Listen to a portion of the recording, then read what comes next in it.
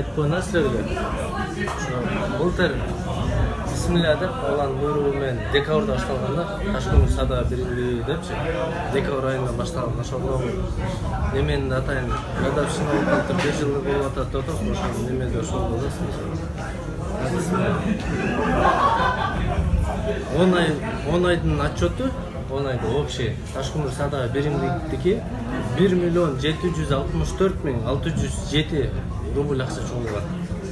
10 айдачы.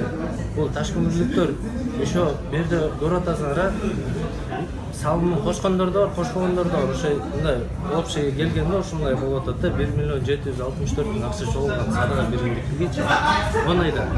Бул деген өтө чоң акча да, мынча чогулган акчачы 1 миллион. Бунун именно бул садага биримдиги эмне себептен топтолуп чыкты? Бул именно азыр Борору жөнүндө сөз башталды. Ошо Борору ошолорго 146,708 сом акча кетирилди. 1,764,000 акчаданчы. Анын 443,000 рубль 13 үйгүлөгө, 13 адамга, точнее 13 оорулуу адамга, Борору да башка оорулуу адамга жумшалган. И 904,899 бул Ташкент шаарынын өзүнө жумшалды. Ташкент шаарынын өзүнө эмнеге жумшалды бул? Ташкент шаарынын элинин өзүнө сооптуу, пайдалуу жумуштарды, иштерди, башка нерселерди кылган аракет кылганбыз да. Ошол жерде биринчиси талып тигилген, теректерчи жолго 225 түп тигилген. Анын ошо биздин баягы көктөп чыкканда 180 көктөп чыккан да. Ана азыр канчасы далил жок, азырчы азыр. Алдан кийин ДКга беседка куруп бергенбиз. 5 беседка алып бергенбиз. Закрытый менеджмент 45,450 рубль иштетилген алга.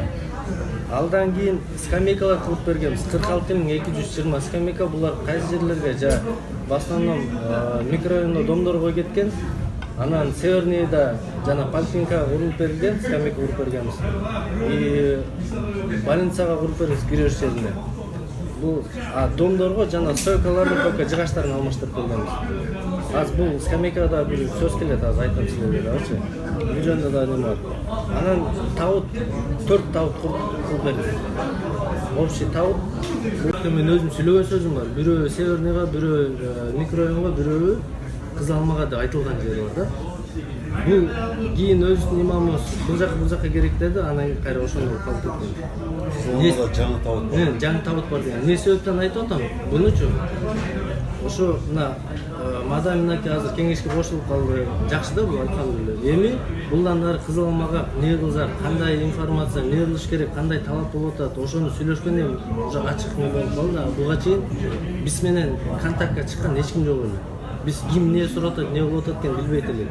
Алдан 50 урна дегенде биз эмнеге именно 50 урна деп айттык? Бул 50 урнаны 10 Кызыл Алмага, 10 Северныйга, 15 микрорайонго, 15 центрга курулуш керек. Бул дагы маршрут менен неме болуп, көбүнчө паркка кирди, кийин Кызыл жагы кетти, ошондо чачылып кетти. Анткени бул эмнеге айтып атам? Немеге именно Кызыл Алмага барбай калган себеби Кызыл Алмадан эч ким жок болуп атат.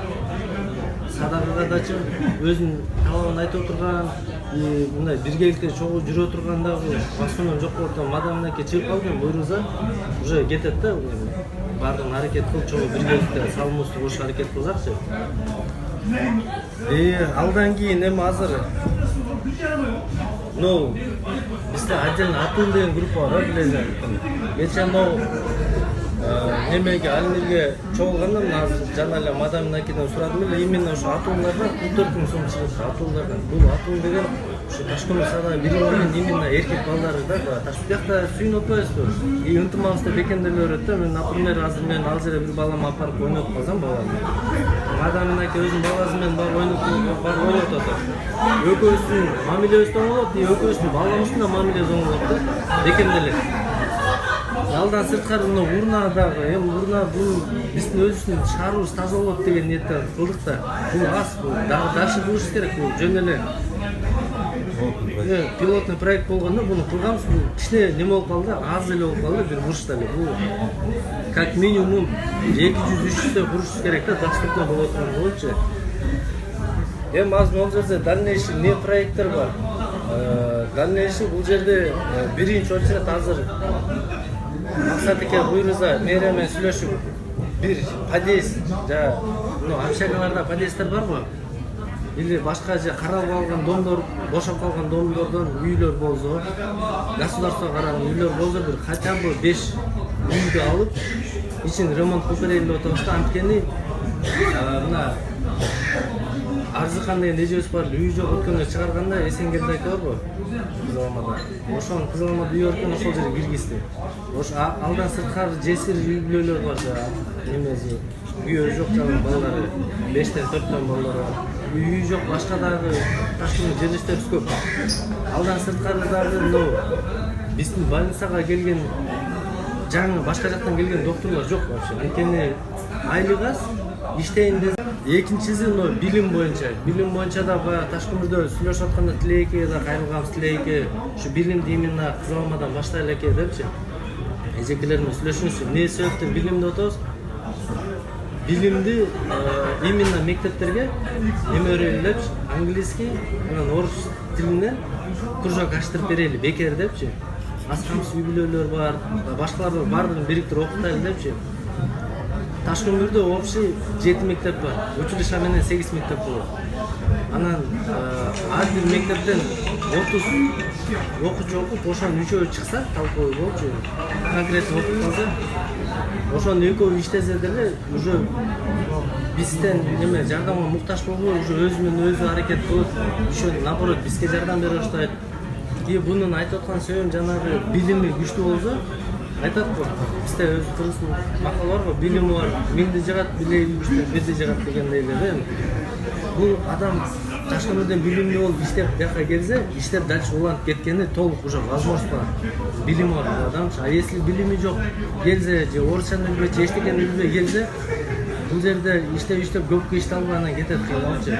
Ташкөмүрдө кайрылы ата-энесине, өзүнүн досторуна анан неме болот да, эми баардык Алланын буйругу менен, бирок тарткылы бар. Аңыз аскерси Ташкөмүрдө иш жок болсо сөз билесиңер, иште бекерчи болсоң бирде менен баштан чыгасың, дагы бир алкоголизмге кирип кетесиң, башка киресиң, алдан сырткары өзүң восхищение деген планыбыз бар. Алдан кийин жумуш менен камсыздоо деген планыбыз бар. Жумуш дегенде биздин биринчи немебиз азыр буйруза. Биз азыр официально Ташкөмүр сауда биримдиги деген биздин официально немебиз жок, документибизчи. Ошону кылдырткан атабыз буйруза, печатчы. Ошону жазып атабыз. Андан кийин жумуштарды кылабыз. Бул жумуштарды эмне менен кылабыз? Биз азыр мыналарды кылабыз деп айтып берип атам, коомдун пландарчы. Постоянно садага бергиле, акча бергиле деп ушинтербей биз жумушту ачайлы деп атабыз. Ташкөмүрдө жумушу жок жерлештерибиз көп. Биринчи элементарный бизде биринчи немеге келгенде биз пакет деп айтканбыз да, пакет чыгарабыз депчи. Пакеттен жазуусун Ташкөмүр сауда биримди деген знак бар го, ошентип эле кылабыз. Ташкөмүрдө как минимум 5000 магазин бар. Кызак калса 5000ге таркатып турганда кызак, ал жерден хотя бы ушундай болбой калганда бир 200-300 пайда келиш керек. Биздин расчет боюнча ошондон 200 миңи ошол жердеги Ташкөмүрдө жерлештерибиз иштеп, ошо расходу кетип 100 миңден садага биримдигине биреше келсе, көп нерсени да кылдык. Буну кандай кылабыз? Биз азыр печать официально билдирип атабыз, биз кайрылабыз. Биз Ташкөмүр сауда биримдиги деген жөн эле Ташкөмүрдүн ичине калбайбыз биз. Кыргызстан, чет мамлекеттин баардыгына письмо жазып жөнөтөбүз. Бизге жардам керек. Ташкөмүр деген шаарыбыз бар Кыргызстанда. Иш жоктун айынан көбү бузулуп кетип атат. Иш жоктун айынан көбү жаман жолго кетип атат. Иш жоктун айынан көбү дагы ичип кетип атат депчи. Ошолорубузду өзүбүздүн элибизди бекемде кармап калайлы, жардам бергиле. Садар кылып бергиле бизге депчи. Болбосо даже мындай 5% бир акча бергиле, биз кылып ушу жердештерибизге жумуш менен камсыздандырып коелу депчи. Именно Ташкөмүрдө жүргөн, Ташкөмүрлүк Москвада жүргөн, иши жок жүргөн жердештерибиз да көп. Иши жок кыйналып кеткендер да бар. Ошолор барзада жумуш бар. Биз эми жөн эле бияка келген жокпуз да. Ташкөмүрдө иш жоктун айынан келип атабыз бул жергечи. Туруктуу өзүбүздүн немебизге дал келип аткан иш жоктун айынан келдик да бардыгыбыз элечи. Если жашоо жакшы болсо бияка жака эмнеге келмекпиз?